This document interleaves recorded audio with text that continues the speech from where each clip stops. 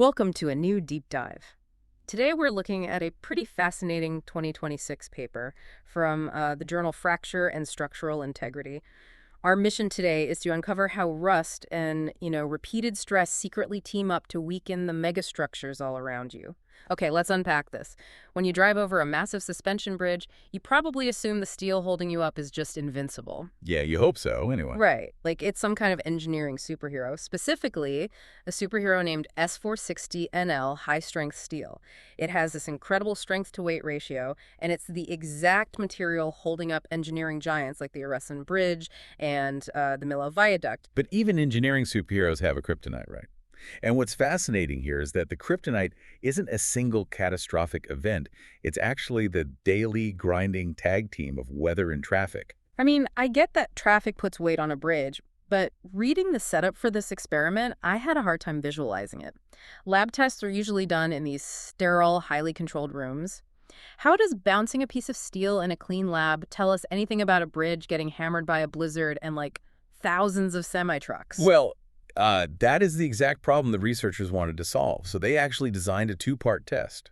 First, they exposed different groups of this S460NL steel to severe corrosive environments. Like outside in the elements. Exactly. One group actually sat outside on a roof in Ostrava for a year and a half, just facing natural, unpredictable urban weather. Wow, a year and a half. Yeah. And another group was blasted in an accelerated salt spray chamber at blistering temperatures, up to 50 degrees Celsius. Oh, man. And only after that corrosion really took hold did they subject the steel to cyclic loading.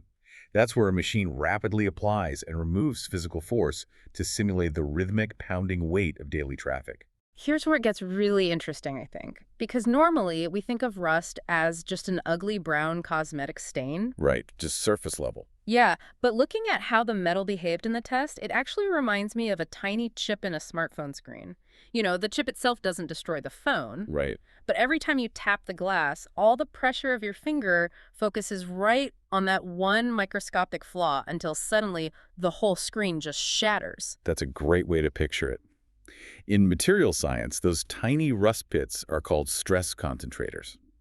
When traffic rolls over a bridge, the stress doesn't distribute evenly across a smooth surface anymore. It just funnels into the weak spot? Exactly. It funnels directly into the bottom of those microscopic craters. Yeah. And the lab data shows how devastating that is. Uncorroded, pristine steel had an endurance limit of 214 megapascals. Wait, let's ground that for a second. Megapascals are hard to visualize for anyone who isn't a structural engineer. What does 214 of them actually feel like? Think of it as balancing the weight of roughly 3 full-grown elephants on a single square inch of steel. 3 elephants on a square inch. Yeah, that's the rhythmic pressure the pristine metal can handle repeatedly without failing. But after just a 9-day accelerated salt spray test, that endurance limit plummeted to 92 megapascals. 92? That is a massive 57% reduction in fatigue resistance. It's huge. It goes from holding 3 elephants to barely holding 1. Over half of its structural endurance just vanishes because of the surface damage. And if we connect this to the bigger picture, the mechanism behind why it fails so fast is honestly terrifying. Under a digital microscope, right around 40,000 stress cycles, heavily corroded samples developed microscopic cracks directly at the base of those rust pits. Oh, wow. Yeah, the cracks ate away the steel from the outside in, leading to a sudden brittle fracture. I want to push back on brittle fracture. Yeah. Because steel is famous for its elasticity, right? It's supposed to bend or sag before it breaks to give us a warning. Usually, yes. But because the crack creates an incredibly sharp microscopic point, the mechanical force multiplies exponentially at that specific spot. So it bypasses the elasticity entirely. Right. The atomic bonds at the tip of the crack get overwhelmed instantly before the surrounding metal can stretch to absorb the energy. So instead of bending, it just snaps cleanly and suddenly, like glass. So what does this all mean? For you, listening, it means your safety on that massive steel bridge relies on a highly delicate, invisible dance.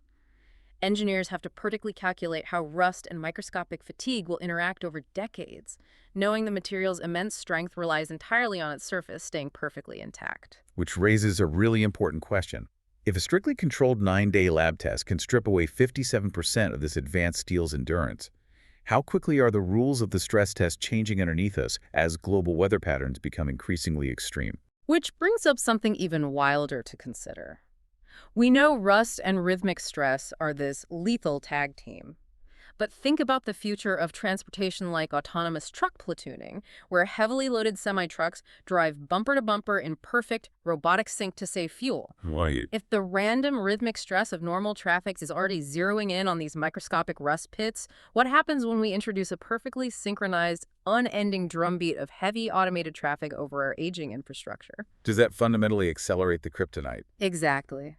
Something to ponder the next time you're stuck in bridge traffic.